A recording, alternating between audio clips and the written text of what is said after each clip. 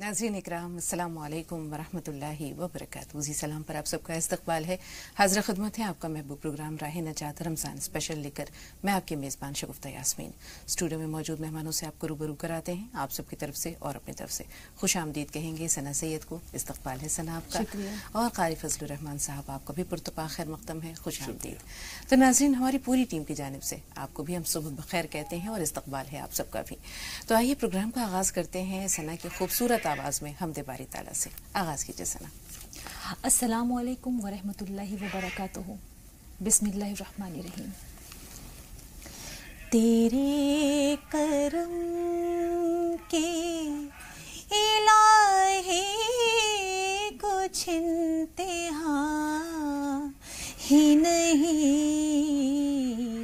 तेरे करम के इलाही कुछ इम्तिहान ही नहीं, ना अपना तेरे सिवा कोई आसरा ही नहीं, ना अपना तेरे सिवा कोई आसरा ही नहीं, तेरे करम के इलाही कुछ इम्तिहान ही नहीं, न हो जो जज्ब की तासीर तो सदा ही नहीं, न हो जो जज्ब की तासीर तो सदा ही नहीं, दुआ जो दिल से ना निकले तो फिर दुआ ही नहीं, दुआ जो दिल से ना निकले तो फिर दुआ ही नहीं, तेरे करम के इलाही कुछ इम्तिहान ही नहीं। बहुत खूब, बहुत झुका जो दर पे तेरे पा गया सुकून बयां, झुका जो दर पे तेरे पा गया सुकून बयां, हटा जो दर से तेरे सुकून फिर उसे मिला ही नहीं, हटा जो दर से तेरे सुकून फिर उसे मिला ही नहीं, तेरे करम के इलाही कुछ इम्तिहान ही नहीं, करूं मैं जुर्रते शिकवा मजाल क्या मेरी, करूं मैं जुर्रते शिकवा मजाल क्या मेरी, तेरे करम से तो महरूम में रहा ही नहीं, तेरे करम से तो महरूम में रहा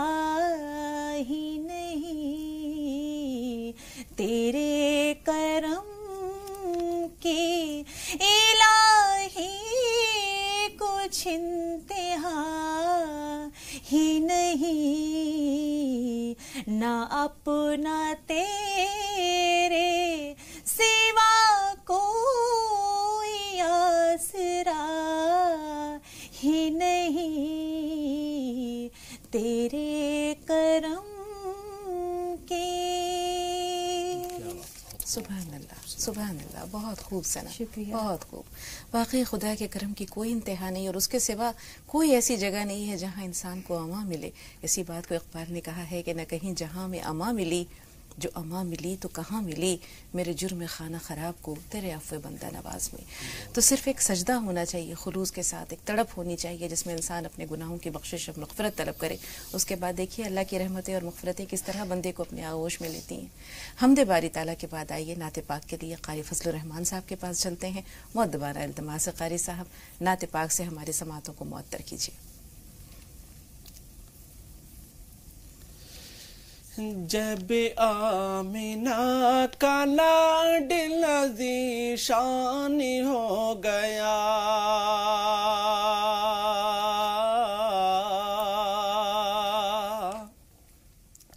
جب آمنہ کا لاڈلا ذیشان ہو گیا، جب آمنہ کا لاڈلا ذیشان ہو گیا، جب آمنہ کا لاڈلا ذیشان ہو گیا، جب آمنہ کا لاڈلا ذیشان ہو گیا، دونوں جہاں کا سرور سلطان ہو گیا، دونوں جہاں کا سرور سلطان ہو گیا. بھٹکے ہوئے کو راہ دکھانے کے واسطے، مولا کے در پہ سبھی کو جھکانے کے واسطے، بھٹکے ہوئے کو راہ دکھانے کے واسطے، مولا کے در پہ سبھی کو جھکانے کے واسطے، مولا کے در پہ سبھی کو جھکانے کے واسطے، نازل میرے رسول پہ قرآن ہو گیا، جب آمنہ کا لاڈلا ذیشان ہو گیا. اخلاق لاجواب تھا، کردار لاجواب تھا، سادگی میں آپ کے چہرے پہ ایک جمال. اخلاق لاجواب تھا، کردار لاجواب تھا، سادگی میں آپ کے چہرے پہ ایک جمال تھا، سادگی میں آپ کے چہرے پہ ایک جمال. آیا جو قتل کرنے، آیا جو قتل کرنے مسلمان ہو گیا، جب آمنہ کا لاڈلا ذیشان ہو گیا، دونوں جہاں کا سرور سلطان ہو گیا. کوڑا جو پھینکتی تھی وہ قربان ہو گئی، کلمہ نبی کا پڑھ کے مسلمان ہو گئی. کوڑا جو پھینکتی تھی وہ قربان ہو گئی، کلمہ نبی کا پڑھ کے مسلمان ہو گئی، کلمہ نبی کا پڑھ کے مسلمان ہو گئی، شیطان اس عمل سے پشیمان ہو گیا، جب آمینہ کا لاڈلہ ذیشان ہو گیا، جب آمینہ کا لاڈلہ ذیشان ہو گیا، دونوں جہاں کا سرور سلطان ہو گیا۔ سبحان اللہ، سبحان اللہ قاری صاحب، جزاک اللہ، ماشاء اللہ، بہت خوب۔ اور آپ کی تلاوت قرآن پاک کا ایک الگ مقام اور حیثیت ہے، آپ کی نعت گوئی کا ایک الگ مقام ہے، تو جب دیکھیے کچھ اور ہی عالم ہے تمہارا، ہر بار عجب رنگ ہے، ہر بار عجب روپ۔ اللہ آپ دونوں کو سلامت رکھے، اسی طرح آپ ہمارے پروگرام کی رونق کو دوبالا کرتے رہیں، بہت شکریہ۔ تو ناظرین، پروگرام کو یہاں پر ایک چھوٹے سے بریک کی ضرورت ہے، بریک لے رہے ہیں، لیکن اس سے پہلے آپ کو آج کے موضوع کے بارے میں بتا دیں۔ آج انشاءاللہ ہماری گفتگو ہوگی صدقے کے مستحقین، اقسام اور صدقے کے آداب کے بارے میں۔ چھوٹا سا وقفہ، بہت جلد حاضر ہوئی۔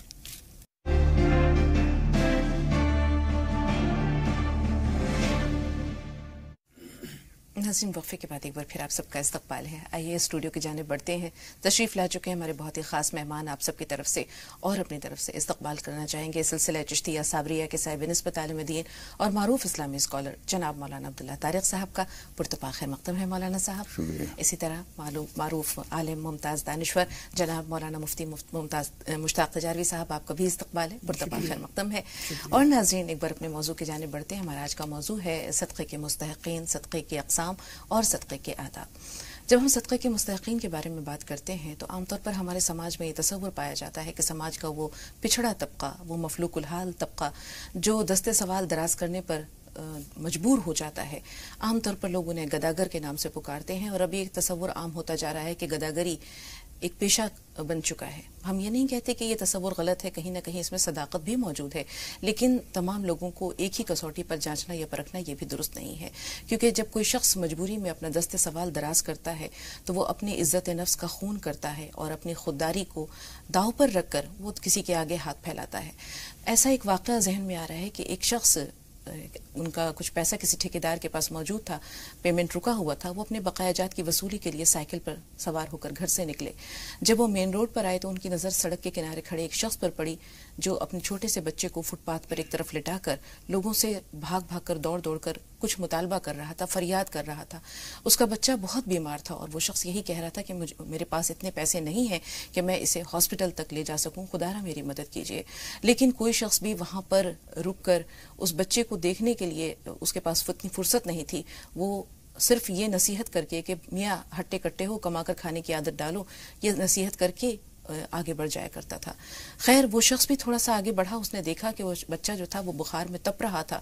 اس شخص کی نظر، اس بچے کے باپ کی نظر جب سائیکل سوار پر پڑی تو وہ آگے بڑھا اور اس کے سائیکل کے دستے کو، ہینڈل کو مضبوطی سے پکڑ لیا اور کہا کہ بھائی، میرا بچہ بہت بیمار ہے، میرے پاس اسے ہاسپٹل لے جانے کے پیسے نہیں ہیں اور یہاں کوئی شخص میری بات پر کان دھرنے کو تیار نہیں ہے۔ میں آپ سے اللہ کے نام پر سوال کرتا ہوں کہ مجھے اتنے پیسے دے دیں کہ میں اس بچے کو ہاسپٹل لے جا سکوں، اس کی جان کا سوال ہے۔ لیکن وہ جو سائیکل سوار تھا اسے یہ شک ہوا کہ یہ میرے سائیکل کے دستے کو اتنی مضبوطی سے اس نے ہینڈل کو پکڑ رکھا ہے، ایسا نہ ہو کہ میں اتر کر اگر بچے کی حالت دیکھنے جاؤں، کیونکہ وہ بار بار کہہ رہا تھا کہ آپ بچے کو دیکھ لیجئے، میں جھوٹ نہیں بول رہا، تو میں بچے کو دیکھنے جاؤں اور یہ اتنی دیر میں میرا سائیکل لے کر رفو چکر ہو جائے گا۔ خیر، کسی طرح وہ اپنی سائیکل لے کر وہاں سے نکل لیے اور ٹھیکیدار کے پاس گئے۔ اپنے بقایا جات کی وصولی کے بعد جب وہ واپس لوٹنے لگے تقریباً 3-4 گھنٹے بعد، تو انہوں نے دیکھا کہ وہ منظر وہاں پر اسی طرح جوں کا تو تھا، لیکن فرق یہ تھا کہ وہ شخص اب دھاڑے مار مار کر رو رہا تھا اور لوگوں سے بچے کے کفن دفن کے لیے پیسے مانگ رہا تھا۔ اس شخص کو بہت، وہ سائیکل سوار جو تھا، اسے بہت افسوس ہوا۔ وہ وہاں پاس گیا، بچے کے چہرے پر نظر ڈالی تو پھول سا بچہ زندگی کی بازی ہار چکا تھا۔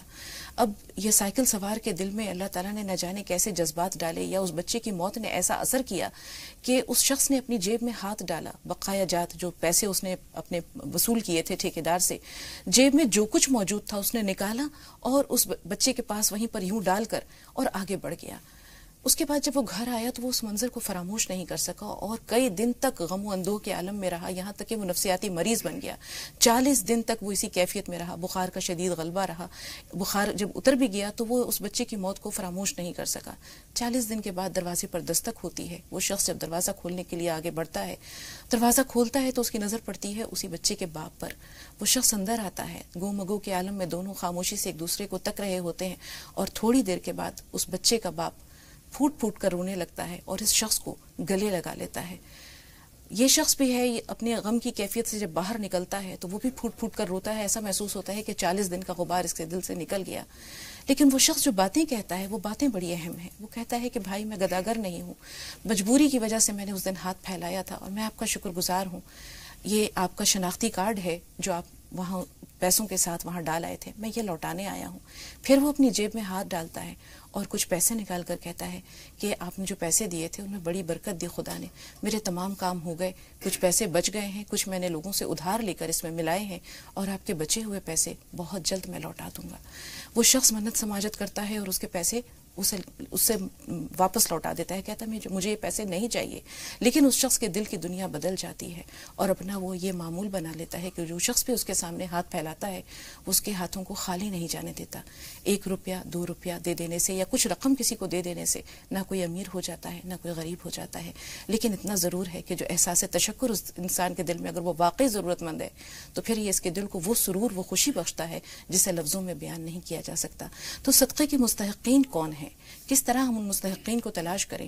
اور گداگروں کی جو ایک بھیڑ ہے، یا ہم یہ کہہ سکتے ہیں مولانا صاحب بہت معذرت کے ساتھ کہ یہ ایک پیشہ بن گیا ہے، اس میں حقیقی مستحقین کا پتہ اگر ہم چلائیں تو کیسے چلائیں؟ السلام علیکم ورحمۃ اللہ وبرکاتہ. بسم اللہ الرحمن الرحیم. الحمدللہ رب العالمین والصلاة والسلام علی سیدنا و مولانا محمد وعلی آلہ و اصحابہ اجمعین. اما بعد، دیکھیے صدقہ دینا تو ضروری ہے، اور حالات کیسے ہی ہو جائیں، لوگ اس کو پیشہ بنا لیں، لوٹ کھسوٹ کا ذریعہ بنا لیں، کچھ بھی کر لیں، لیکن ہمیں ایک کام کرنا ہے، اس کے لیے حالات سازگار بنانے کی ہم خود کوشش کریں گے. قرآن مجید میں اللہ تعالیٰ نے فرمایا ہے کہ تعریفہم بسیماہم لا یسألون الناس الحافا. وہ لپٹ لپٹ کے مانگتے نہیں پھریں گے، تمہیں ان کی پیشانیوں سے، ان کے چہروں سے، ان کے پپڑائے ہونٹوں سے، ان کی پژمردگی اور کمزور حالت کو دیکھ کے خود پہچاننا پڑے گا کہ واقعی ضرورت مند ہے. ایک آدمی جو واقعی ضرورت مند ہوتا ہے، اس کا چہرہ، مہرہ، اس کی حالت سب بتا دیتی ہے کہ ضرورت مند ہے. اس وقت میں ہم اگر اسے ٹال جاتے ہیں، جیسے آپ نے واقعہ بیان کیا، وہ آدمی ان احتیاطوں میں رہا جیسا کہ ہم بھی کرتے ہیں کہ ایسا نہ ہو جائے، ویسا نہ ہو جائے، یہ میری سائیکل چرا نہ لے، یہ کوئی لٹیرا نہ ہو. یہ سوچتے سوچتے وہ آگے بڑھ گیا. اگر وہ اس وقت اس کی مدد کرتا تو ممکن ہے اس کی زندگی بچ جاتی. اللہ تعالیٰ نے جس کا جو وقت لکھ دیا ہے جاتا ہے اسی وقت میں ہے وہ. لیکن اگر وہ اس وقت میں مدد کر دیتا ان کی اور ان اندیشوں میں نہ پڑتا تو ممکن ہے وہ ہسپتال لے جاتا اور اس کا علاج کراتا اور اس کی جان بچ جاتی. ہوتا یہی ہے کہ ہم لوگ یہ سوچ کر یہ ہٹا کٹا ہے. فرض کیجئے ایک آدمی کار میں سوار ہے اور گھر سے چلتے وقت جو اس نے کپڑے بدلے تو پیسے ویسے سارے دوسرے کپڑوں میں رہ گئے. اب جو آیا ہے وہ جیب میں ایک پیسہ بھی نہیں ہے، اور کچھ دور چلنے کے بعد اس میں گاڑی میں دیکھا تو پیٹرول بہت کم رہ گیا ہے. اب اسے کم سے کم 50 روپے چاہیے جو تھوڑا سا پیٹرول ڈلوا کے وہ گھر تک پہنچ جائے. اب وہ آپ سے اگر 50 روپے مانگ رہا ہے تو آپ اگر یہ کہیں کہ کار میں بیٹھا ہوا ہے اور بھیک مانگ رہا ہے، اسے شرم نہیں آتی؟ یہ حالات کو سمجھنے کی ضرورت ہے. یہ کون سمجھے گا؟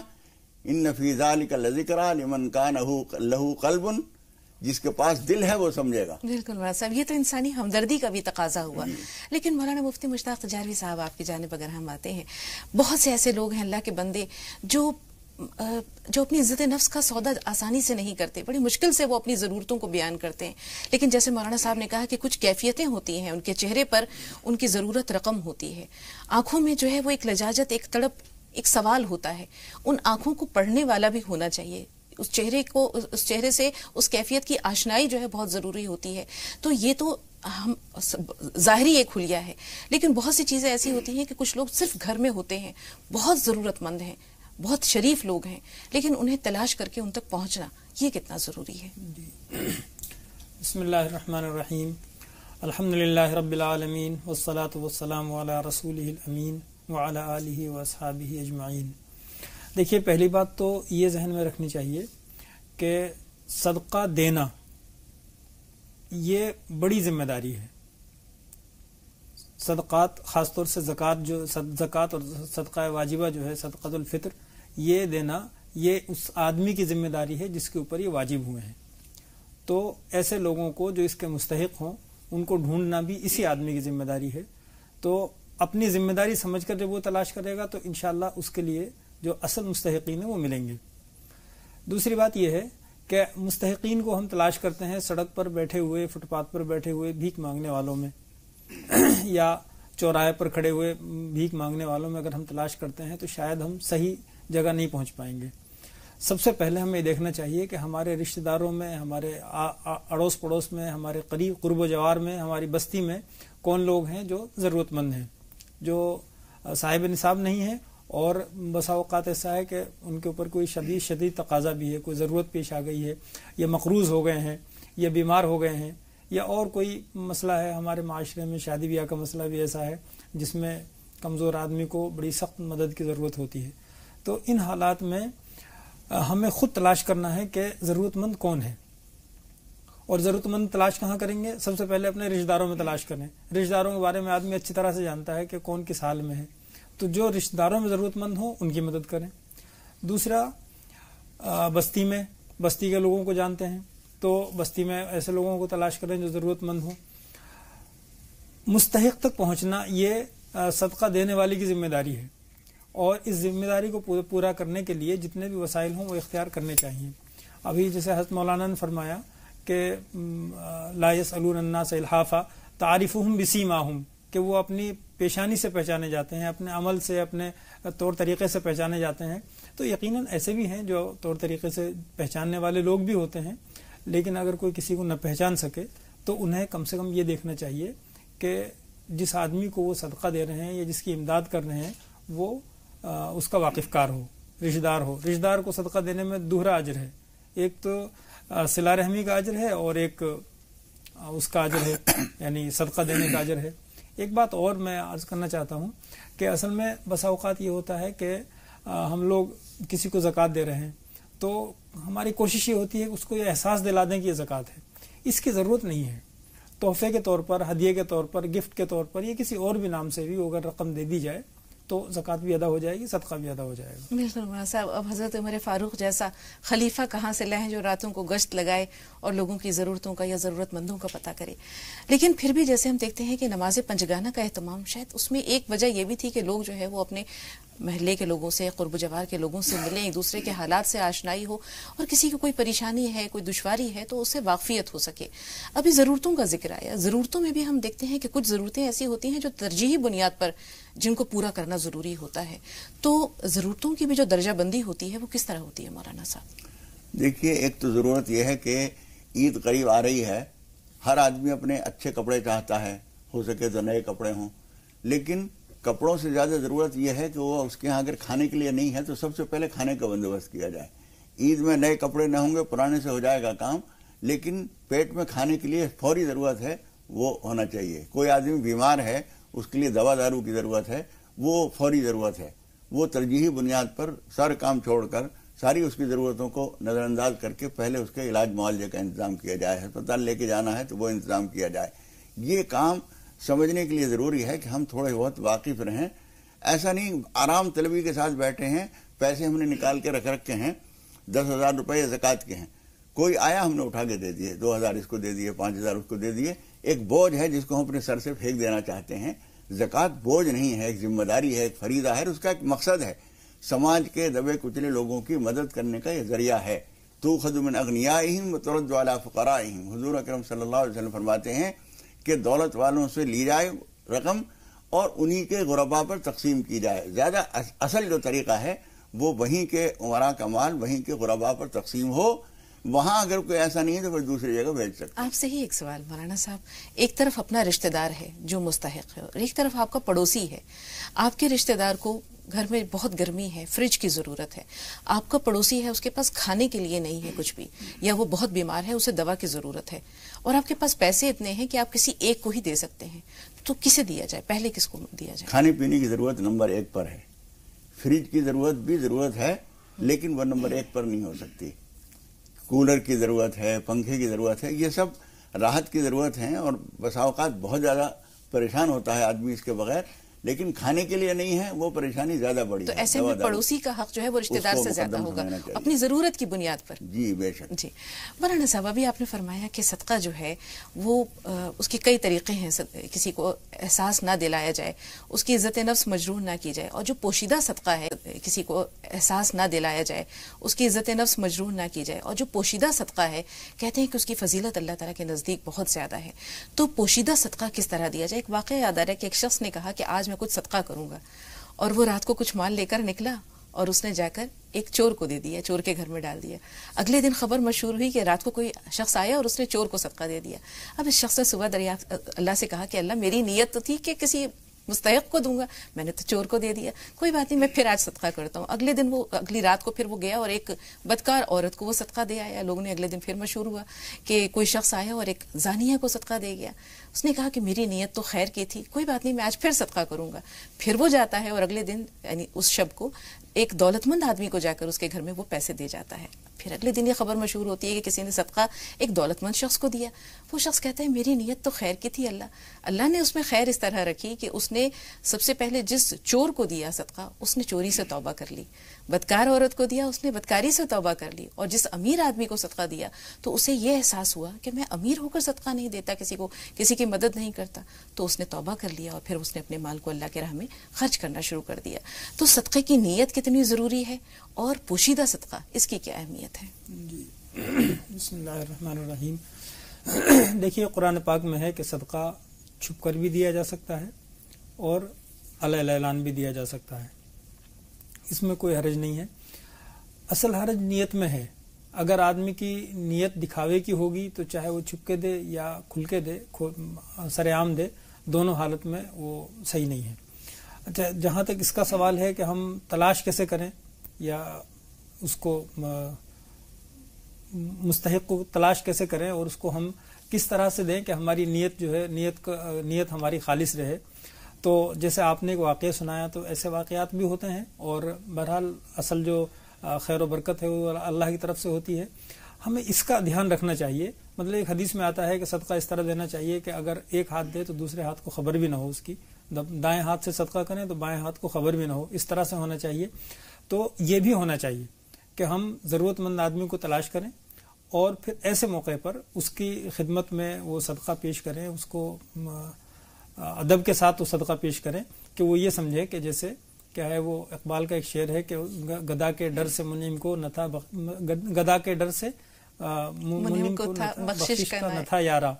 تو اس طرح سے ہونا چاہیے. یعنی جو آدمی ہم سے صدقہ لے, جس آدمی کی ہم مدد کریں, تو ہمارے ذہن میں یہ ہونا چاہیے کہ یہ آدمی ہم سے بڑا ہے اور ہم اس کی مدد نہیں کر رہے ہیں بلکہ یہ ہماری مدد کر رہا ہے ہماری ذمہ داری کو ادا کروا کے. تو جب اس ذہن کے ساتھ دیں گے, اسے نیت رہے گی, تو انشاءاللہ خلوص خود بخود آ جائے گا, اور جو اخفاء کا جو معاملہ ہے وہ بھی ہو جائے گا, اور کھل کے بھی اگر دینا ہو تو اس میں بھی کوئی حرج نہیں دے سکتا. اجر و ثواب بھی کئی گنا, بلکہ ہم دیکھتے ہیں کہ 700 گنا تک جاتا ہے. مولانا صاحب, مال حرام میں اگر کوئی شخص اپنے حرام کمائی سے یا اس کے پاس مال حرام ہے اور اس سے وہ صدقہ کرتا ہے تو کیا اس میں بھی اجر و ثواب ہے؟ دیکھیے فقہا نے یہ لکھا ہے کہ زکوٰۃ یا صدقہ فطر کے وجوب کے لیے مال ہونا ضروری ہے. اب مال اگر وہ غلط طریقے پر حاصل کیا ہے اس نے تو اسی میں سے وہ ادا کرے گا. یہ تو اس کا ایک گناہ الگ ہے کہ اس نے حرام طریقوں پر مال حاصل کیا ہے, لیکن مال جب آ گیا اس کے پاس تو اس کو زکوٰۃ بھی دینی ہوگی, صدقہ فطر بھی دینا ہوگا, اور اس کے لیے اللہ تعالیٰ سے توبہ بھی کرے اور اپنا مشغلہ بدلنے کی کوشش کرے. لیکن میرا مال حرام ہے اس لیے میں اس میں سے کیا صدقہ دوں, یہ سوچ کر رک نہ جائے. صدقہ اور زکوٰۃ دینا چاہیے. صدقے میں انسان کو اچھی چیز اللہ کی راہ میں خرچ کرنے کی جو ہے وہ ہمیشہ اس چیز کو مد نظر رکھنا چاہیے. اللہ تعالیٰ اسے یہ توفیق دے, یا بندے کے خود میں بھی یہ خیال ہونا چاہیے دل میں. ایک شخص ہے وہ کسی کے پھل فروش کے پاس جاتا ہے اور کہتا ہے اللہ کے نام پہ کچھ دے دے, کئی دن سے کھایا نہیں ہے. اب وہ پھل فروش تلاش کر رہا ہے کہ کوئی دبا کچلا, کوئی تھوڑا خراب قسم کا کوئی پھل ہے جو میں اسے دے دوں. تھوڑی دیر بعد اگر وہ شخص خریدنے کے لیے جاتا ہے اور اس کی قیمت ادا کرتا ہے تو یقینی طور پر وہ بہتر پھل اسے دیتا ہے. تو اب ایسے میں آپ دیکھیں کہ ایک ہی شخص ہے جو ایک پھل فروش کے پاس 2 مرتبہ 2 حیثیتوں سے جا رہا ہے, تو جو اس نے اللہ کے لیے دیا وہ کیا دیا اور جو قیمت کے عوض دیا، قیمت کے بدلے میں دیا، وہ پھل کیسا دیا. تو کسی شخص کو صدقے میں بہتر چیز دینا، اس کے بارے میں کیا حکم ملتا ہے؟ اصل بات یہی ہے، آدمی کی یہی نیت ہے. نیت کا جو معاملہ ہے وہ یہی ہے. جب ہم کسی کی مدد کرتے ہیں یا کسی کو سیاح اپنا یا صدقہ وغیرہ کسی کو دیتے ہیں اور اس کو ہم بوجھ سمجھ کے دیتے ہیں کہ کسی طرح سے یہ ذمہ داری ٹل جائے، یا جو آدمی دروازے پہ آگے کھڑا ہو گیا ہے یہ کسی طرح سے دفع ہو جائے، تو ہماری کوشش یہ ہوتی ہے کہ ہم خراب سے خراب اور کم سے کم چیز میں اس کو ٹال دیں. اور جب ہماری نیت یہ ہوتی ہے کہ ہم یہ جو صدقہ کر رہے ہیں یہ ہمارے لیے اجر و ثواب، ہمارا ذخیرہ ہے، یہ ہم اپنے اکاؤنٹ میں جمع کر رہے ہیں، تو پھر ہماری کوشش یہ ہوتی ہے کہ ہم بہتر سے بہتر دیں. تو اصل مسئلہ نیتوں کا ہے. جب نیت آدمی کی یہ ہوگی کہ ہم دفع کر رہے ہیں کسی چیز کو، تو اس کا عمل بھی اسی طرح کا ہوگا. اور جب نیت یہ ہوگی کہ ہم کوئی بڑا کام کر رہے ہیں، اجر و ثواب کا کام کر رہے ہیں، ایسا کام کر رہے ہیں جس کا فائدہ ہم ہی کو ملنے والا ہے، اور ایسا فائدہ ملے گا جو ہمیشہ کے لیے جو فائدہ ہوگا، تو پھر ہمارا عمل بھی، طرز عمل بھی بدل جائے گا. بڑے کام پر خیال آیا کہ ہم دیکھتے ہیں افطار میں، رمضان میں افطار کی پارٹیاں ہوتی ہیں، افطار پارٹیاں ہوتی ہیں، اس میں عمرہ کو بلایا جاتا ہے، خوشحال لوگوں کو بلایا جاتا ہے، رشتہ داروں کو بلایا جاتا ہے، لیکن جو لوگ حقیقی طور پر مستحق ہیں، فقراء ہیں، نادار ہیں، کیا ان کے لیے کوئی افطار پارٹی کا اہتمام نہیں ہو سکتا؟ حضور اکرم صلی اللہ علیہ وسلم نے ولیمے کے بارے میں فرمایا ہے، شر الطعام طعام الولیمہ یدعا لها الاغنیاء وتترک الفقراء. ولیمہ سب سے برا کھانا ہے اس لحاظ سے کہ اس میں دولت مندوں کو، خوشحال لوگوں کو، پیٹ بھرے لوگوں کو بلایا جاتا ہے، اور فقراء و مساکین، کمزور حال لوگوں کو چھوڑ دیا جاتا ہے. یہ بات جہاں بھی پائی جائے گی وہ کھانا بہت برا ہو جائے گا. حالانکہ افطار کا کھانا بہت مبارک ہے، لیکن اس حدیث کی روشنی میں بہت برا ہو جائے گا، اس لیے کہ یہاں فقراء کو نظر انداز کیا جا رہا ہے. وہ آدمی جو اپنے گھر پہ اس سے زیادہ بہترین نعمتیں کھا سکتا ہے، اس کو تو آپ بلا رہے ہیں، اور جس کے گھر میں کھانے کے لیے نہیں ہے اس کو آپ نے چھوڑ دیا ہے. اس کا مطلب یہ ہوا کہ آپ کا مقصد جو ہے وہ نہیں ہے جو اصل روح ہے اس کام کی، افطار کرانا. حالانکہ افطار جس کو بھی کرائیں گے ثواب سے خالی نہیں، لیکن یہ جذبہ کہ غربا کو چھوڑ دیا جائے اور عمرہ کو بلایا جائے، یہ جذبہ بہت ناپسندیدہ ہے. مولانا صاحب، صدقے کی اقسام اور آداب کے بارے میں بھی گفتگو کرنی تھی، لیکن چونکہ وقت کم ہے، 2 کالرز ہمارے ساتھ ہیں، ان سے بات کر لیں، پھر موقع ملا تو انشاءاللہ اس طرف بھی آئیں گے. زبیر بھائی، آپ بتائیے سوال کیا ہے؟ جی السلام علیکم. وعلیکم السلام. مولانا صاحب کو بھی میرا سلام. وعلیکم السلام. جی میرا سوال یہ ہے کہ جیسے ابھی میں نے ہوم لون لیا ہے، وہ تقریباً 25 لاکھ روپے کا ہے گا، اور زکوٰۃ سے ریلیٹڈ ہے، اور میرے پاس 7.5 تولہ سونا یا 52.5 تولہ چاندی وہ نہیں ہے. تو اس لحاظ سے مجھے یہ پوچھنا ہے کیا میں زکوٰۃ جو ہے مستحق ہوں دینے کے لیے؟ ٹھیک ہے بھائی، تھوڑا سا انتظار. سالار بھائی، آپ بتائیے آپ کا سوال کیا ہے؟ ہلو جی سالار بھائی فرمائیے. السلام علیکم باجی. وعلیکم السلام ورحمۃ اللہ وبرکاتہ. جی بھائی. باجی سوال 2 ہے. پہلے تو میرے اہلیہ نے خواب دیکھا ہے، جی اس میں بتایا، خواب میں جو دیکھا ہے تو ایسے کہ رمضان میں جو نئے کپڑے بانٹتے ہیں لوگ، تو وہ اس جگہوں پہ کفن بانٹے جا رہے تھے، ایسا خواب دیکھا ہے. اور دوسرا سوال یہ ہے باجی جی کہ جیسے ہم روزے رکھتے ہیں، کچھ لوگ تو روزے رکھتے ہیں دوپہر تک ٹھیک رہتے ہیں، دوپہر کے بعد میں چڑچڑ بنے کے اتر جاتے ہیں، وہ ان کا فرض تو ادا کر دیتے ہیں لیکن دوسرے کا بی پی ہائی کر دیتے ہیں. ٹھیک ہے، تھوڑا سا انتظار، کیونکہ پہلے ہم جان لیتے ہیں آج کے دن کے بارے میں. آج کا دن تاریخ کیا ہے؟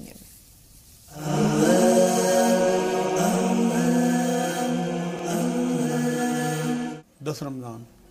الحمدللہ رب العالمین والصلاة والسلام علی رسول الکریم وعلی آلہ وصحبہ اجمعین، اما بعد. فاعوذ باللہ من الشیطان الرجیم، بسم اللہ الرحمن الرحیم.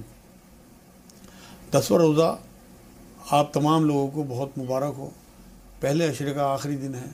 اللہ رب العزت نے بے پایا کرم نوازی کے ساتھ 10 روزے پورے کرا دیے. باقی کے روزے بھی اللہ پاک خیر کے ساتھ رکھنے کی توفیق دے تمام لوگوں کو، آمین. 10 رمضان سن 8 ہجری میں حضور اکرم صلی اللہ علیہ وسلم مدینہ منورہ سے 7500 صحابہ کے ساتھ مکے کے لیے نکلے ہیں. راستے میں اور تمام مسلمان ساتھ ہوتے گئے، اور جب مکے پہنچے ہیں تو یہ تعداد 10,000 ہو گئی، اور اللہ کے رسول صلی اللہ علیہ وسلم نے مکے کو فتح کر لیا. بعثت کے 10ویں سال حضور اکرم صلی اللہ علیہ وسلم کی پہلی زوجہ محترمہ حضرت خدیجہ رضی اللہ تعالی عنہا کا انتقال ہوا.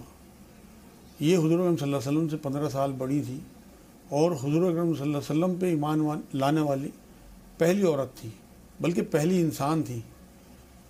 انہیں اللہ کے رسول صلی اللہ علیہ وسلم بہت احترام کرتے تھے، بہت ادب کرتے تھے، بہت عزت دیتے تھے، تمام مشورے ان سے کیا کرتے تھے.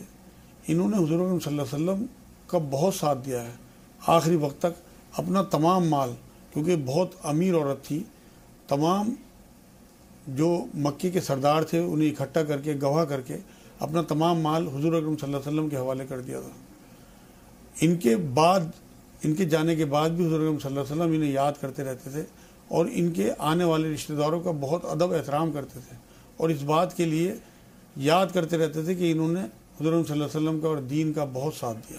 بخاری اور مسلم شریف کی ایک حدیث پاک میں ایک روایت یہ ملتی ہے، حضور اکرم صلی اللہ علیہ وسلم نے یہ بات فرمائی کہ جنت کا ایک دروازہ باب الریان کے نام سے ہے، جس میں صرف روزے داروں کو انٹری ملے گی. قیامت کے دن روزے دار تمام اس گیٹ سے انٹر ہوں گے جنت میں، اور اس کے بعد اس دروازے کو بند کر دیا جائے گا. اب آپ یہ دیکھیے کتنی سعادت کی بات ہے. ایک تو جنت میں داخلہ ہی سعادت کی بات ہے، اس کے بعد VIP گیٹ ملے گا روزے داروں کو. کتنا اللہ رب العزت کی نظر میں روزے کی اہمیت ہے، روزے داروں کی اہمیت ہے، یہ اندازہ آپ اس سے لگا سکتے ہیں. وما علینا الا البلاغ.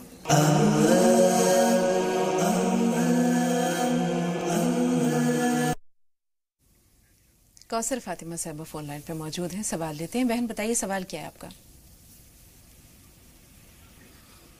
کوثر صاحبہ سن پا رہی ہیں ہمیں؟ میرا سوال یہ ہے میم، میں نے کل فون لگایا تھا، کٹ ہو گیا فون. کوئی بات نہیں، ہم آج سننے کے لیے بیٹھے ہیں یہاں پر. بتائیے سوال کیا ہے؟ ہاں جی سوال بتائیے. میرا سوال یہ مولانا سے پوچھو، چہرے کے لیے کوئی دعا بتائیے شفا کے لیے. چہرے کے لیے بہن آپ نے کہا کوئی دعا بتائیے، کس بیماری کے لیے؟ اور دوسرا سوال ہے میم میرا. ٹھیک ہے دوسرا بتائیے. دانے نکلتے ہیں، ہر کچھ نکلتا ہے چہرے پہ. ٹھیک 5 ٹھیک نماز پڑھتی ہوں میں، قرآن پاک پڑھتی ہوں. ٹھیک ہے دوسرا سوال کیا ہے کوثر صاحبہ یہ بتائیے. اور دوسرا سوال ہے میم میرا، جو تہجد نفل ہوتے ہیں وہ کیسے پڑھتے ہیں؟ 4 رکعت پڑھنا چاہیے یا 2؟ یہ کس کے بارے میں دریافت کیا مولانا صاحب؟ تہجد کے بارے میں. ٹھیک ہے عبدالغفار بھائی آپ بتائیے سوال کیا ہے؟ السلام علیکم. وعلیکم السلام. میرا سوال یہ ہے کہ میرے 4 بچے ہیں اور میں ایک ہی کمانے والا ہے، تو اس کے لیے زکات دینا ضروری ہے کیا؟ آپ کے 4 بچے ہیں اور آپ گھر میں واحد کمانے والے ہیں. اب آپ کا سوال یہ ہے کہ کیا مجھے زکات دینا ہے؟ زکات کیا ہے یا کہ آپ صدقہ فطر کی بات کر رہے ہیں؟ ہاں دوسرا سوال یہ ہے میرا، آپ نے کہا آپ کے 4 بچے ہیں، 4 بچوں کا زکات سے کوئی لینا دینا نہیں ہے. نصاب کے برابر سونا یا چاندی ہونا چاہیے. نہیں سونا چاندی نہیں ہے میرے پاس میں، اور میں کرائے کے مکان میں رہتا ہوں. اور دوسرا سوال یہ ہے میرا کہ میں نے کل خواب دیکھا تھا کہ مجھے ایک چھوٹا بچہ ملا اور وہ میرے پاس میں تھا. عبدالغفار بھائی ہم بہت معذرت خواہ ہیں، آپ کا جو دوسرا سوال ہے یا خواب ہم تک نہیں پہنچا. ایک چھوٹا سا بریک لے رہے ہیں، بہت جلد حاضر ہوئے.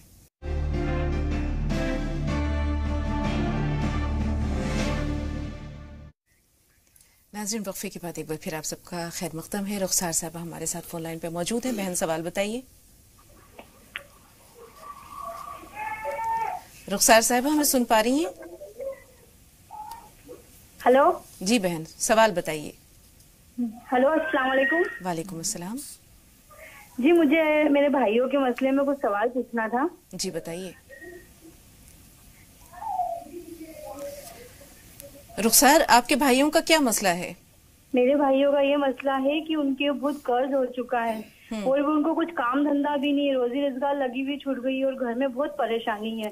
مطلب لگی ہوئی روزی چھوٹ جاتی ہے جہاں بھی جاتے ہیں وہاں، اور بہت پریشانی آ رہی ہے گھر میں. ٹھیک ہے تھوڑا سا انتظار. حسینہ صاحبہ آپ بتائیے آپ کا سوال کیا ہے؟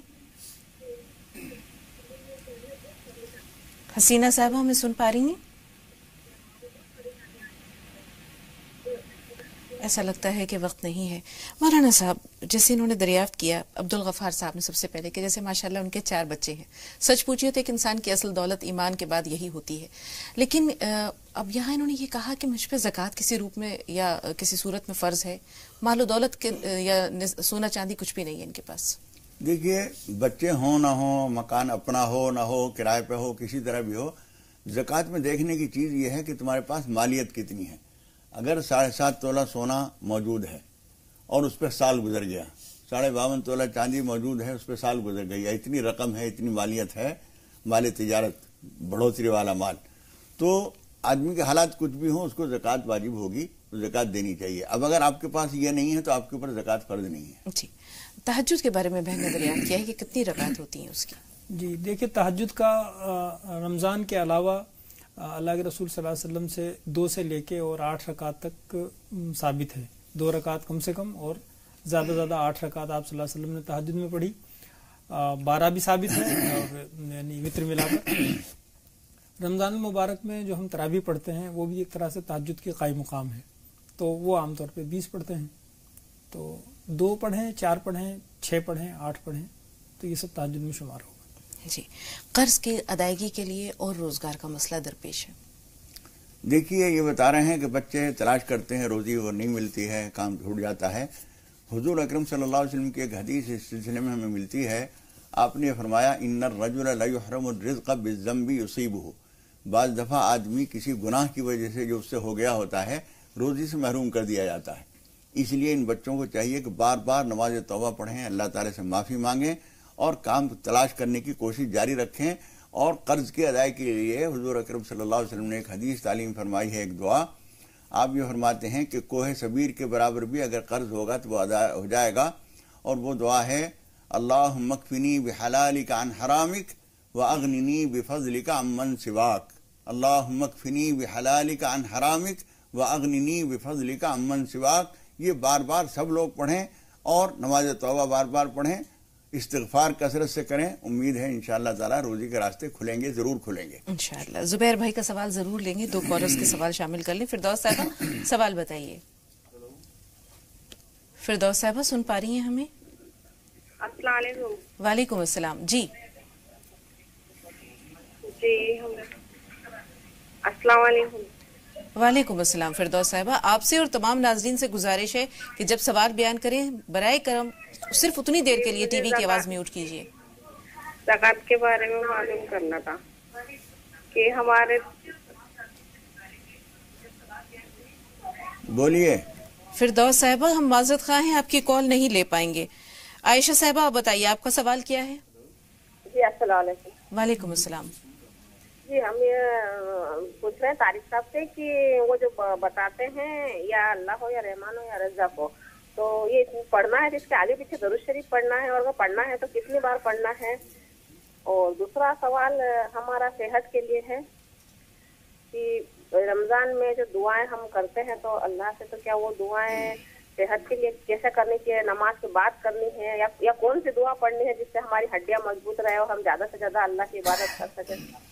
ٹھیک ہے مولانا صاحب, چونکہ آپ کا نام لے کر سوال انہوں نے کیا اس لیے آپ سے ایک گزارش ہے. دیکھیے, ایک تو دعا حدیث شریف میں جو صحت کے سلسلے میں آتی ہے وہ ہے اللہم متعنا باسماعنا وابصارنا وقوتنا ما احییتنا. اس کا مفہوم یہ ہوتا ہے کہ اے اللہ ہمیں عطا فرماتا رہے قوت ہمارے جسم کی جب تک تو ہمیں زندگی عطا فرمائے.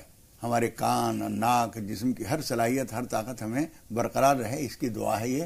اور رمضان میں نمازوں کے بعد کیجیے, افطار کے وقت میں کیجیے, سحر کے وقت میں کیجیے, بغیر ان سب چیزوں کے ویسے ہی بیٹھے بیٹھے جب آپ دعا کریں تو الصائم فی عبادت وان کان نائما علی فراشہ. حضور اکرم صلی اللہ علیہ وسلم فرماتے ہیں کہ روزہ دار مسلسل عبادت میں چاہے اپنے بستر پہ سویا ہوا ہو تو لیٹے بیٹھے کبھی بھی دعا کیجیے. رمضان مبارک میں تمام ساعتیں قبولیت کی ہیں. جی, زبیر بھائی کا سوال بہت اہم ہے. انہوں نے کہا کہ ان کے پاس نصاب کے برابر سونا چاندی تو نہیں ہے, لیکن ہوم لون انہوں نے لیا ہے تقریباً 25 لاکھ روپے, تو ایسی صورت میں کیا زکوٰۃ دینا ہے ہم نے؟ نہیں, قرض کے اوپر زکوٰۃ نہیں ہے. جی, یہ تو قرض لیا ہے انہوں نے, اس کے اوپر زکوٰۃ نہیں. جی, بہت شکریہ. اب سرلار بھائی کا جو سوال ہے, انہوں نے دیکھا ہے کہ وہ عید میں جیسے نئے کپڑے بانٹے جاتے ہیں تو ان کی اہلیہ نے خواب میں کفن دیکھا ہے نئے کپڑوں کی جگہ. ایسا معلوم ہوتا ہے کہ ان کے آس پاس ابھی حال میں کسی مردے کو لوگوں نے نظر انداز کیا ہے, ان کو کفن وفن نہیں دیا ہے. تو یہ بتایا جا رہا ہے کہ اگر مردہ کوئی آدمی ایسا ہے جس کے لیے کفن کی ضرورت تھی تو نئے کپڑے بانٹنے سے زیادہ اہم ثواب ہے اس موقع پر یہ دینے کا. یا یہ کہ آپ کے قریبی لوگوں میں کوئی آدمی, کبھی ایسا ہوتا ہے کہ خواب میں آ کے کوئی آدمی اپنی ضرورت اظہار کرتا ہے, ایسا ہے تو ان کو सवाब के लिए कपड़े पहनाए जाएं किसी को, और कफन यूं भी किसी को दिया जाए तो बहुत बड़ा सवाब है, लेकिन आप कपड़े देते रहिए, उससे ही वो मकसदा हो जाएगा। जी, दूसरे सवाल के लिए सालार भाई थोड़ा सा इंतजार। अशरफ साहब बताइए सवाल क्या है? हाँ अशरफ भाई सुन पा रहे हैं हमें? हाँ हेलो जी फरमाइए। अस्सलाम वालेकुम अस्सलाम। मैं पूछना चाहता हूँ मैंने ये फितरे के बारे में। जी। तो ऐसा है कि हमारे पास तो जो भी दुकानदारी है वो तो भाई कर्ज की है और उतना हालत तो हमारी ठीक नहीं है जी। और 7-8 बच्चे हैं हमारे, तो क्या हमारे ऊपर मैंने जैसे कि बताया जाता है कि 7 तोला सोना ये चांदी ये सब, तो वो भी मेरे पास नहीं है, तो क्या मेरे ऊपर फितरा लागू होता है? भाई ज़कात, खैरात, सदका फितर सब अलग अलग चीजें हैं। मौलाना साहब बहुत तफसील से इंशाल्लाह बताएंगे आपको। जकिया बहन आप बताइए आपका सवाल क्या है? जी मेरा सवाल ये है कि जैसे गले में हमने अल्लाह नाम के पैसे डाले थे तो वो सदके में या दे सकते हैं कि उसमें ज़कात में दे सकते हैं? ठीक है, थोड़ा सा इंतजार। सालार भाई का जो सवाल है वो हम जरूर लेंगे, लेकिन उससे पहले कानपुर चलते हैं, हमारी टीम वहां मौजूद है। आइए देखते हैं कानपुर के नजारे। कानपुर शहर का ये इलाका इस वक्त गुलजार है तमाम रोजेदारों से। तमाम रोजेदार तमाम इबादत से फारिग हो रहे हैं और साथ ही साथ खरीदारी भी कर रहे हैं। बाजारों में उतरे हुए हैं, बाजारों में रौनकें दुगनी हैं और खास तौर पर खजूर की खरीदारी करते हुए मकामी रोजेदार देखे जा सकते हैं। और क्यों ना देखे जाएं, खजूर से रोजा खोलना सुन्नत है।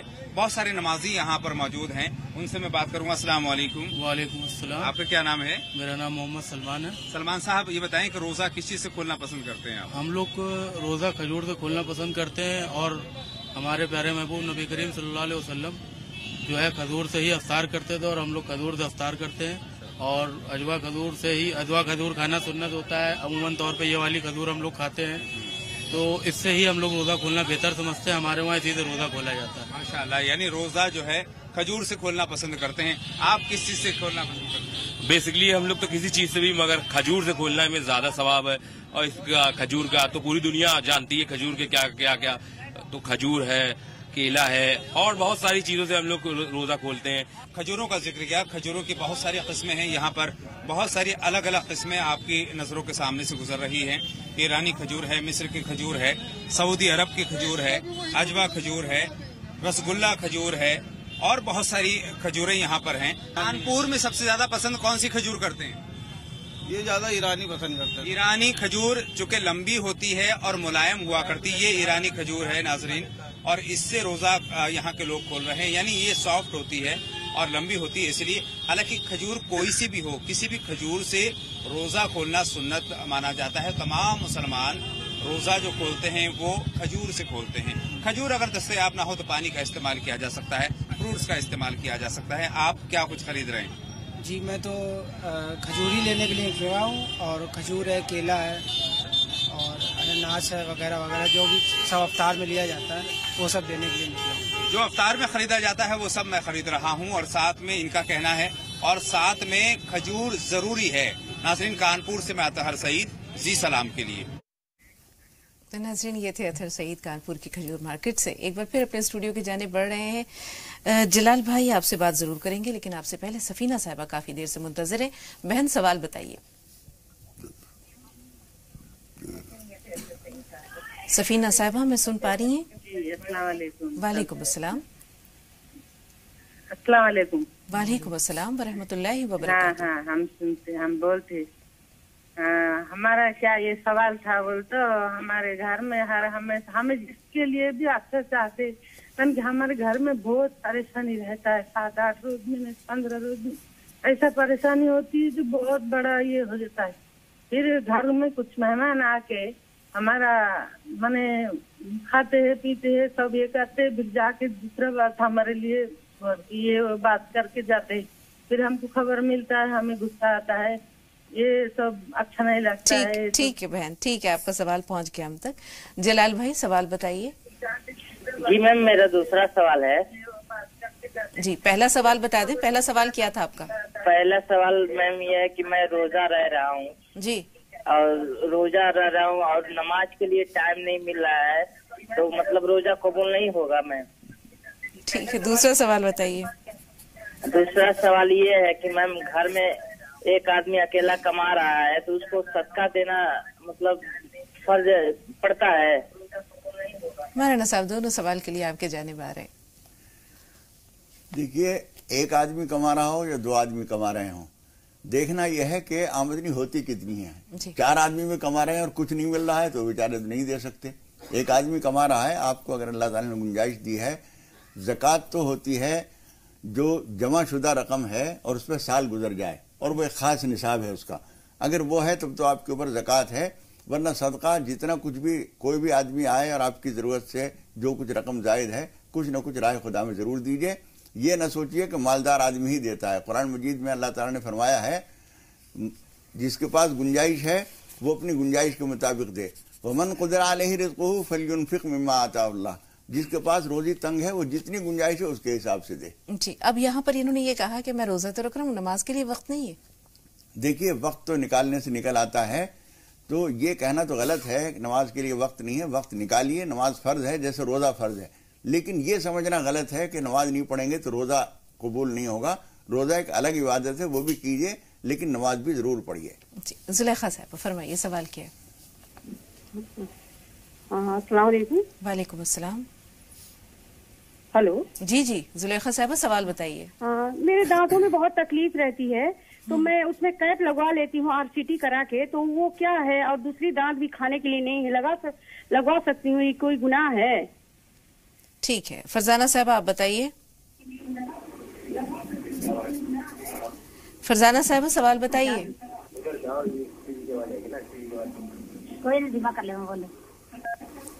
फरजाना साहब सवाल बताइए।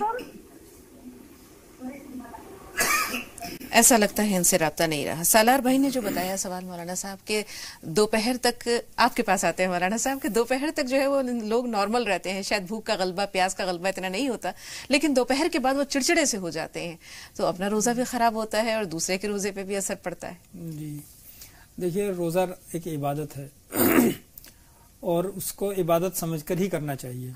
रोजे का सवाब रोजा रखने वाले को मिलेगा।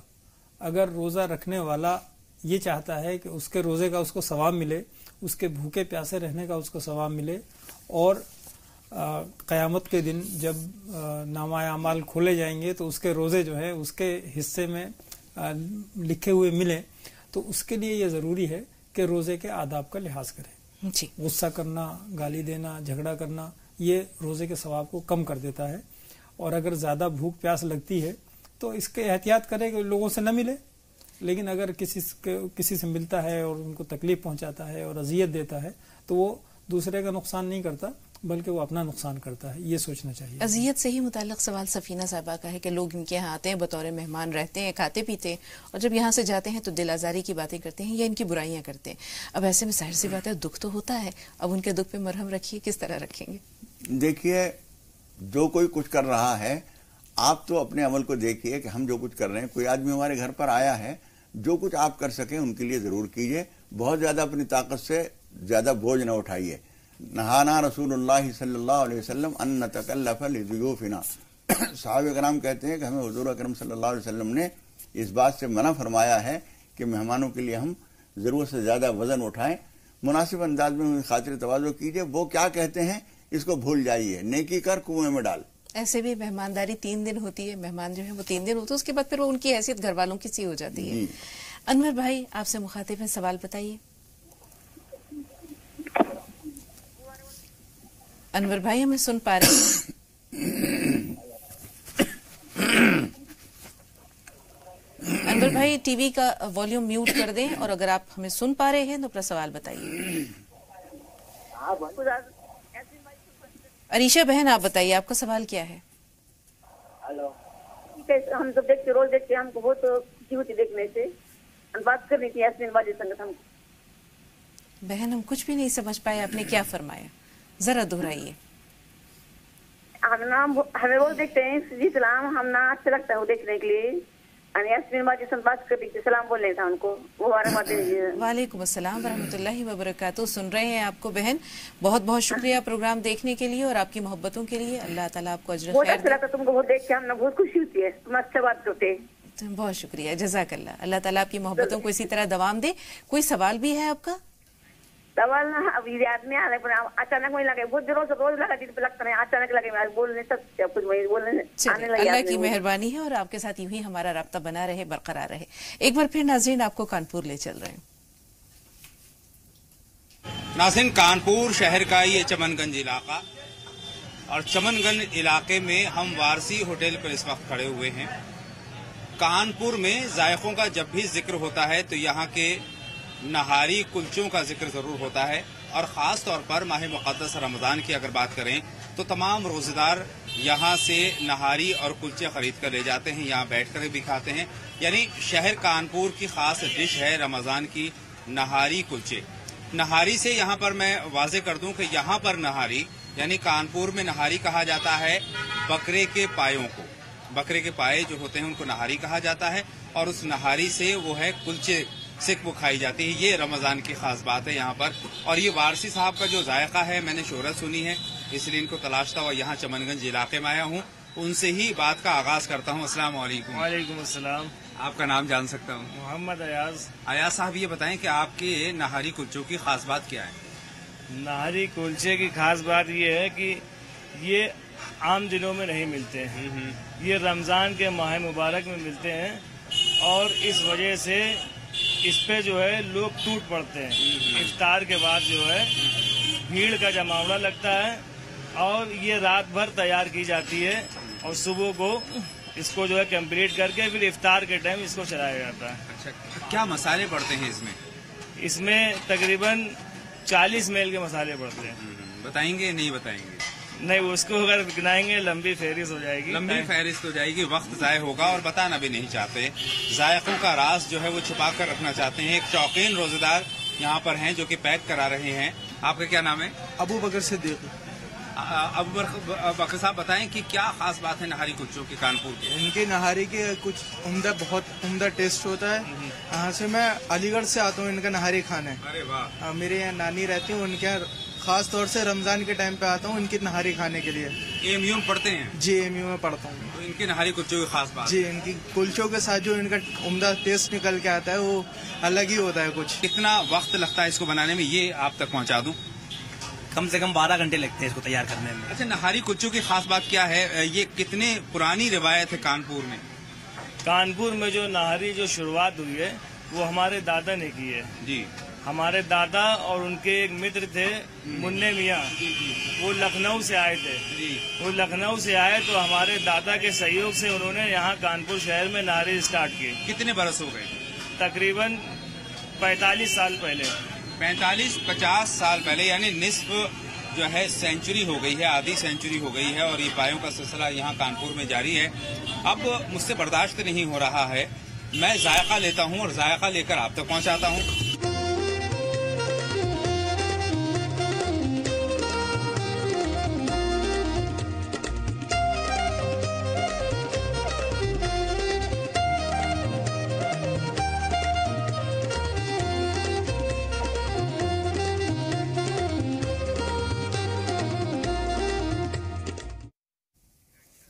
तो नाज़रीन, अत्तर भाई ने नहारी का जायका तो लिया, लेकिन मसालों का राज नहीं खोल पाए, नहीं जान पाए। अगर जान लेते तो बहुत सी बहनों के दिल से दुआ निकलती, बहुत खुश हो जाती।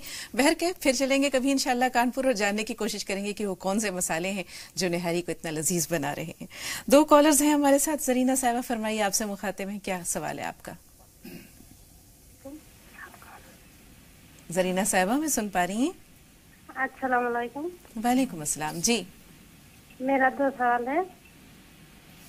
जी बताइए, पहला सवाल कौन सा है? मेरा बेटा का नाम मोहम्मद शाहिद अली है, कैसा नाम है? नाम बताइए। मोहम्मद शाहिद अली। शाहिद अली, ठीक है, बहुत अच्छा नाम है। मौलाना साहब बताएंगे। बाकी रशीद भाई, आप बताइए, आपका सवाल क्या है? हेलो, अस्सलाम वालेकुम। जी जी शाहिद भाई, इस्तकबाल है आपका, फरमाइए। मेरा यही सवाल है कि मेरी बड़ी लड़की जो है, हम झारखंड में रहते हैं जी। मेरी बड़ी लड़की कानपुर में रहती है। हाँ। और हमारे दामाद इंतकाल कर चुके हैं, 3 बच्चियां हैं उनकी जी। अब बड़े लड़के को हम वहीं रखे हुए हैं, कुछ बिजनेस कराए हैं। हेलो जी, ये तो आपके हालात हैं, आपने हालात बताए।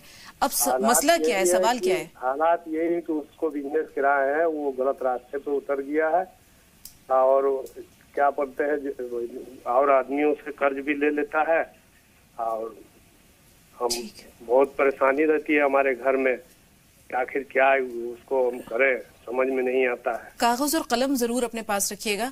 आपके सवाल को थोड़ा सा गैप दे रहे हैं, 1-2 सवाल के बाद लेंगे ताकि आप कागज और कलम का इंतजाम कर लें। चलिए ब्रेक ले लेते हैं, ब्रेक के बाद मिलते हैं।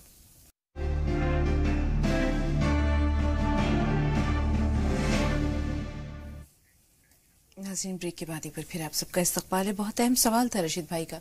जैसे उन्होंने बताया उनकी बेटी जो है वो बेवा हो चुकी हैं, बच्चे हैं, लेकिन वो बच्चा जिसे कारोबार कराया वो गलत सोहबत में पड़ गया है। अब क्या करें, कैसे उसे राह रास्त पे लाएं? देखिए, उस बच्चे को राह रास्त पे लाने के लिए तो आप नमाज हाजत भी पढ़िए और या हादी या करीम या रहमर राहिमीन फजर की नमाज के बाद, इशा की नमाज के बाद कम से कम 101 मरतबा पढ़ लिया कीजिए और अपने तमाम ताल्लुक वालों को बता दीजिए कि जब तक हम न कहें हमारे किसी अजीज को या फला बच्चे को कर्ज न दिया कीजिए, वरना पता नहीं कितने कितने ले लेगा और आप अदा करते रहेंगे और उससे एक बड़ा नुकसान ये होगा, कोई भी कह देगा कि हमारे 5000 हमारे फला बच्चे ने लिए थे वो दीजिए।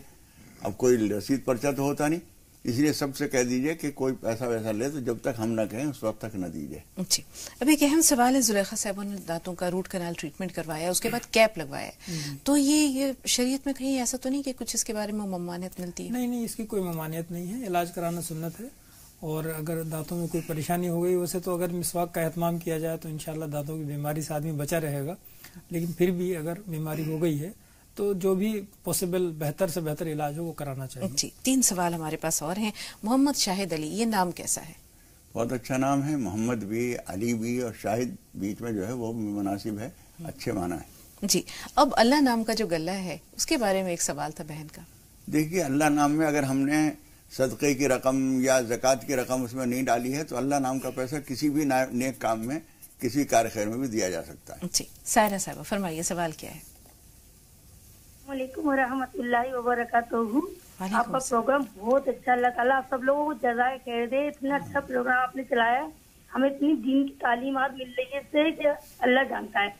अल्लाह का लाख लाख शुक्र बहन। दुआ करें कि इंशाल्लाह ये जो राह हिदायत है या जो प्रोग्राम है राह नजात, इसका सिलसिला भी आगे जारी रहे और ये लोगों तक आपको फैज़ पहुंचाता रहे। यही हमारे इस प्रोग्राम का मकसद है और आप प्रोग्राम में देखती रहें, बनी रहें, इससे हमें भी बहुत खुशी होती है। जैसे हमारे 1 लाख रुपए की ज़कात है तो 2,500 रुपए निकलेंगे तो हम वो 3 जनी को दे सकते हैं। मेरी बहन है, गरीब है बेचारी, वो जयपुर में रहती है, उधर शोर उसको छोड़ के चला गया, आप पैसे वैसे नहीं है तो खाने पीने के लिए नहीं है तो उसको भी दे सकते हैं। और हमारा एक कारीगर है वो भी बेचारा गरीब है तो उसको भी देते हैं क्या 1000 रुपए, ऐसा हो सकता है क्या?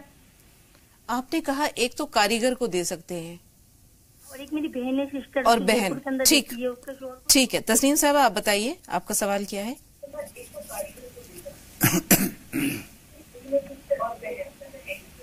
तस्नीम साहबा हमें सुन पा रही हैं? हाँ जी, अस्सलाम वालेकुम। वालेकुम अस्सलाम। बाजी, मेरी दुल्हन बीमार रहती, शादी हुई जब से। वालेकुम सलाम। हाँ जी, मेरी दुल्हन बीमार रहती, अभी शादी को 2 महीने हुए। ठीक है, बीमारी का मसला है, शादी को सिर्फ 2 महीने हुए हैं और वो बीमार रहती है मुसलसल। बहू की बात कर रही है जी। देखिए, इनको ये सोचना चाहिए शादी के दौरान कोई इन्होंने अल्लाह ताला से कोई वादा तो नहीं कर लिया था कि हमारी शादी हो जाएगी तो हम इतने रोजे रखेंगे, इतने नफिल पढ़ेंगे। आम तौर पर किसी बड़े काम के बाद जब परेशानियां आती हैं तो उसकी वजह ये होती है कि हम अल्लाह ताला से कोई वादा कर लेते हैं, मन्नत मान लेते हैं, उसको भूल जाते हैं, उसकी पकड़ आती है। ये बात भी हो सकती है। और अगर ऐसी कोई बात हो तो उसे पूरा कर लें, ना हो तब भी सूरह फातिहा पढ़कर पानी पे दम करके सुबह शाम इनको पिलाया करें, इंशाअल्लाह ताला शिफा होगी और डॉक्टर को भी दिखा लें। जी, ज़कात की रकम कारीगर को दी जा सकती है अगर वो इनके यहाँ काम करता है, या बहन को दी जा सकती है क्योंकि वो उनके शौहर उन्हें छोड़कर जा चुके हैं और रोजगार का कोई वसीला नहीं है? जी, ज़कात की रकम हर उस आदमी को दी जा सकती है जिसका खर्चा अपने ऊपर वाजिब नहीं है। बहन को भी दी जा सकती है, कारीगर को भी दी जा सकती है और जितने भी दूर के रिश्तेदार हैं उनको दी जा सकती है। जी, अब आखिरी सवाल अशरफ भाई का है कि उन्होंने कहा उनके 8 बच्चे हैं माशाल्लाह, अब वो दरियाफ्त करना चाह रहे हैं कि क्या सदका देना होगा उन्हें? देखिए, सदक़े से मुराद अगर इनके सदक़े फित्र है तो वो तो दिया जाएगा। अगर इनके पास यानी तिजारत, माली तिजारत या दूसरी सहूलतें हर तरह की मौजूद हैं आज की तारीख में, जिस दिन वो सदका अदा कर रहे हैं, उनके पास ज़कात वाजिब होना ज़रूरी नहीं है। ज़कात तो होती है, साल भर उसके ऊपर माल के ऊपर गुजर जाए, लेकिन जिस दिन आप अदा कर रहे हैं उस दिन अगर आपके पास इतनी गुंजाइश है कि आप अदा कर सकते हैं तो दे दीजिए, ज़रूर दीजिए। और हुजूर अकरम सल्लल्लाहु अलैहि वसल्लम तो यहाँ तक फरमाते हैं कि अम्मा गनीयुकुम फयुज़क्कीहिल्लाह व अम्मा फ़कीरुकुम फ़यरुद्दुल्लाहु अलैहि अक्सर मिम्मा आता। खुशहाल आदमी जब सदक़ा फ़ित्र देता है तो अल्लाह ताला उसको उसका बदल देता है, और गरीब आदमी जिसके ऊपर फ़र्ज नहीं है, वाजिब नहीं है, वो भी अगर अदा करता है तो अल्लाह ताला उससे बेहतर उसको लौटा देता है। इसलिए जज्बा ही होना चाहिए कि हम सदका फित्र जरूर अदा करें। बेशक, बहुत शुक्रिया मौलाना साहबान आप दोनों का स्टूडियो में तशरीफ आवरी के लिए और नाजरीन की भरपूर रहनुमाई के लिए। अल्लाह आपको बेहतरीन जज़ा दे इंशाअल्लाह।